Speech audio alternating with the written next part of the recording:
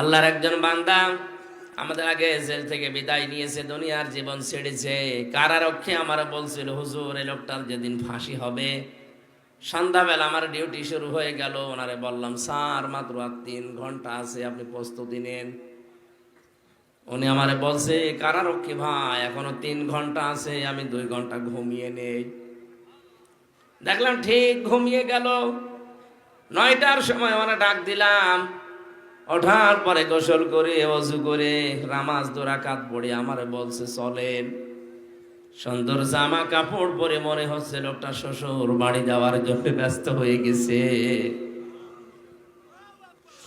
কারারক্ষী তোরা বালি চোখের পানি ফেলে দিয়ে বলছিল, হুজুর আমার তো আশ্চর্য লাগে, যার 3 ঘন্টা পরে ফাঁসি সে লোকটা বলছে আমি 2 ঘন্টা ঘুমিয়ে নেই। ঠিক দেখলাম ঘুমিয়ে গেল। লোকটার ঘুম আসলো কি করি আমার মাথায়